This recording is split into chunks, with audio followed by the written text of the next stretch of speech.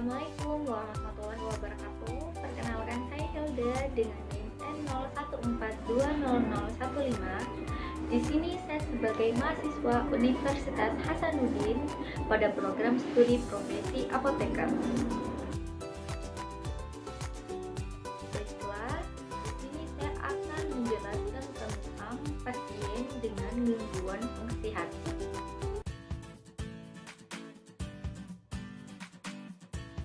Hal yang pertama yang perlu kita ketahui tentang penyakit hati ialah hati. Hati merupakan organ intestinal yang paling besar di dalam tubuh manusia.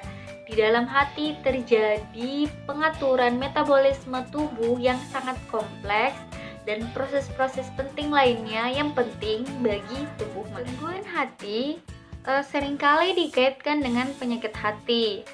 Contoh dari penyakit hati yang pertama ada hepatitis, yang kedua ada sirosis, yang ketiga ada kanker hati, yang keempat ada perlemakan hati, yang kelima ada kolestasis, yang keenam ada hemochromatosis, dan yang terakhir ada abses hati. Apa yang menjadi penyebab dari penyakit hati? Yang pertama adanya infeksi virus dari hepatitis. Yang kedua, zat-zat toksik misalnya seperti alkohol dan obat-obat tertentu. Yang ketiga, ada genetik atau keturunan. Yang keempat, terjadinya gangguan imunologis. Yang kelima, adanya kanker atau seperti hepatoselular. Dan gejala klinis dari penyakit hati. Yang pertama, terjadinya kulit atau skleral matanya itu berwarna kuning.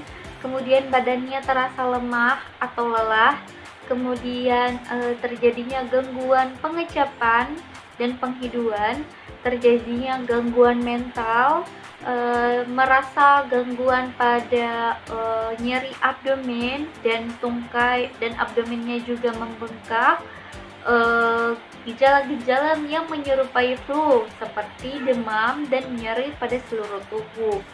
Kemudian darah keluar melalui muntah dan rektum.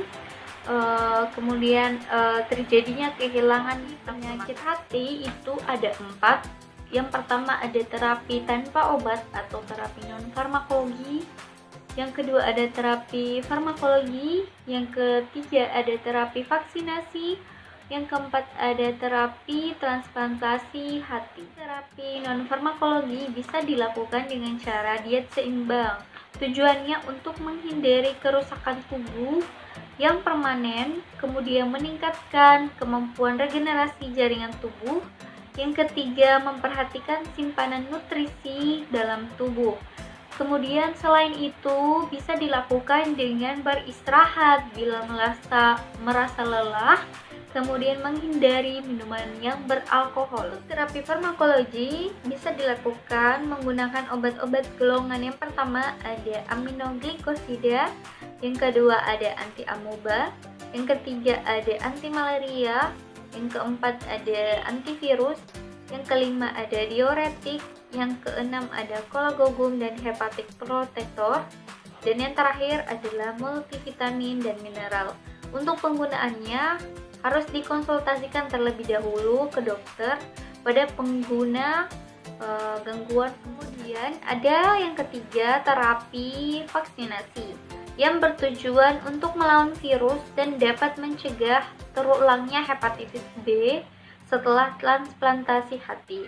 Kemudian ada terapi transplantasi hati, di mana ini untuk terapi yang fungsi hati fulminal yang tak dapat pulih dan untuk komplikasi atau penyakit hati yang kronis. Tahap adalah obat-obat yang hendaknya digunakan secara hati-hati pada penderita gangguan fungsi hati. Misalnya seperti acetaminophen, amiodaron, klorpramasin, etanol, isoniazid, metildopa, metofurantoin, oxypenicillin, propylthiouracil, dan sulfonamid. Pencegahannya dapat dilakukan dengan perbaikan atau peningkatan kebersihan lingkungan dan sanitasi. Yang kedua, peningkatan mutu air minum. Yang ketiga, kebersihan perseorangan dengan selalu mencuci tangan sebelum makan.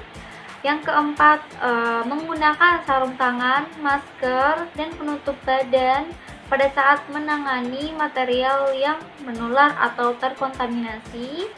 Kemudian penyuluhan dan konseling untuk masyarakat dan penderita. Tadi penjelasan saya mengenai pasien dengan gangguan fungsi hati, kurang dan lebihnya mohon dimaafkan. Wassalamualaikum warahmatullahi wabarakatuh. Terima kasih.